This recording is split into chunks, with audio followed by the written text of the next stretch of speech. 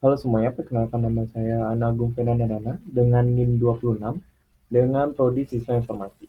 Kali ini saya akan membawakan materi dari mata kuliah PKSI yaitu adalah Cyber Law. Sebelum itu, ada pun topik pembahasan yang akan saya bawakan antara lain yang pertama ada penjelasan Cyber Law, sejarah Cyber Law, pasal-pasal kontroversial, kasus Cyber Law, Undang-Undang PDP, dan Undang-Undang GDPR. Nah, sebelum itu kita akan mempelajari tentang apa itu cyber law. Jadi, cyber law merupakan aspek hukum yang meliputi setiap aspek berhubungan dengan orang perorangan yang menggunakan dan memanfaatkan teknologi internet.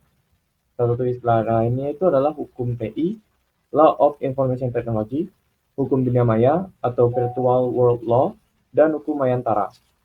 Selanjutnya ada pun fungsi cyber law, yaitu untuk menanggulangi kejahatan cyber atau cybercrime.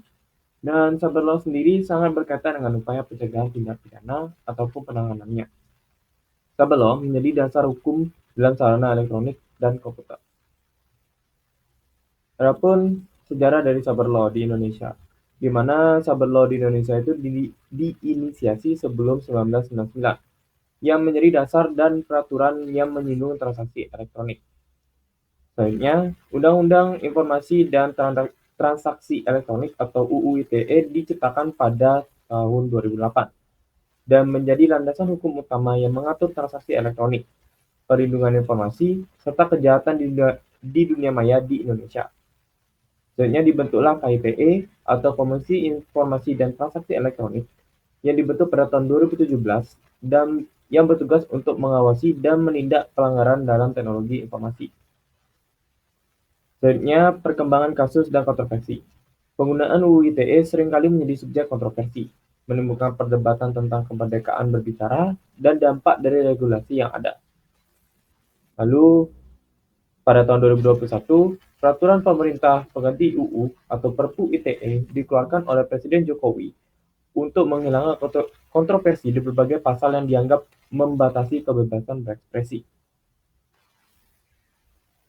Selanjutnya ada pun pasal kontroversial, yaitu ada di pasal 45 ayat 1, pasal 28 ayat 2, pasal 29, pasal 28 ayat 1, pasal 27 ayat 3. Lalu ada pun contoh dari kasus cyber law. Yang pertama itu ada kasus Munarman, di mana Sekretaris Umum FPI, Munarman, dilaporkan ke Polda Metro Jaya karena menyebut 6 laskar yang tewas tertembak dalam bentrokan dengan polisi tidak membawa senjata api. Munarman dilaporkan oleh sekelompok orang yang menamakan dirinya sebagai Barisan Satria Nusantara atas dugaan penghasutan dan berita bohong.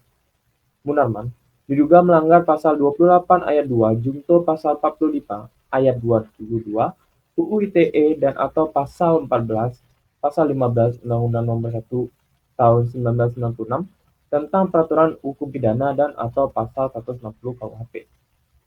Dan selanjutnya ada pun kasus Jerings, di mana Majelis Hakim Pengadilan Negeri Denpasar menyatakan vonis 1 tahun 2 bulan penjara pada Igede Ari Astina alias Jerings dalam kasus ujaran kebencian ID Kacung WHO pada November lalu.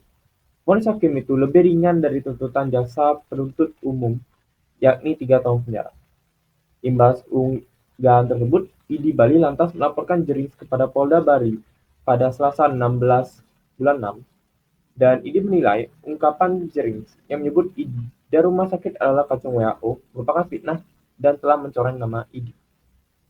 Jerings dinilai melanggar pasal 28 ayat 2 junto pasal 54A ayat 2 UU ITE junto pasal 64 ayat 1 KUHP. Selanjutnya ada pun Undang-Undang PDP, yaitu ada pun sejarahnya di mana pembentukan dan penyusunan dilakukan oleh pemerintah atau lembaga yang berwenang untuk mengidentifikasi kebutuhan untuk undang-undang yang akan disusun menjadi draft prinsip perlindungan data. Selanjutnya ada pun konsultasi publik, di mana draft kemudian disajikan ke masyarakat umum, organisasi bisnis, dan kelompok kepentingan lainnya untuk dilakukan diskusi dan masukan. Lalu undang-undang disahkan oleh Badan Legislatif untuk disetujui dan menjadi undang-undang. Lalu ada pun pembentukan otoritas pengawas, di mana jika diperlukan, maka akan dibuat dibuatkan otoritas pengawas yang bertanggung jawab untuk mengawasi implementasi dan penegakan undang-undang. Selanjutnya ada penyusunan aturan pelaksana, di mana otoritas pengawas menyusun aturan dan panduan yang merinci bagaimana undang-undang akan diimplementasikan. Dan terakhir ada pun evaluasi dan perubahan, di mana undang-undang perlu dievaluasi secara berkala, bahkan dapat berubah atau ditingkatkan untuk mengakomodir perubahan dalam kebutuhan perlindungan data. Dan selanjutnya ada pun Undang-Undang GDPR atau General Data Protection Regulation, yang merupakan undang-undang privasi dan keamanan paling berat di dunia. Dirancang dan disahkan oleh Uni Eropa yang mulai berlaku pada 25 Mei 2018. GDPR mengenakan denda terberat bagi yang melanggar secara privasi dan keamanannya. Adapun sejarah GDPR, di mana awal mulanya hak atas privasi merupakan bagian dari Konvensi Hak Manusia Eropa pada tahun 1950, yang menyatakan setiap orang berhak untuk menghormati kehidupan pribadi dan keluarganya, rumah, dan korespondensinya. Atas dasar hal ini, Uni Eropa berupaya menjamin perlindungan hak ini melalui undang-undang. Adapun bagian pembaruannya, di mana pada tahun 2011, seorang pengguna Google menggugat perusahaan tersebut karena memindai emailnya. 2 bulan setelah itu, Otoritas Perlindungan Data Eropa menyatakan bahwa UE atau Uni Eropa memerlukan pendekatan komprehensif mengenai perlindungan data pribadi dan upaya mulai memperbarui arahan pada tahun 1995. Hingga saat ini, GDPR mulai berlaku pada tahun 2016 setelah disahkan oleh Parlemen Eropa, dan mulai tanggal 25 Mei 2018, semua organisasi diharuskan untuk mematuhinya. Hingga detik ini. Akhir adapun prinsip perlindungan data, di mana prinsip perlindungan data itu adalah keabsahan, keadilan, dan transparansi, batasan tujuan, minimalkan data, akurasi data, batasan waktu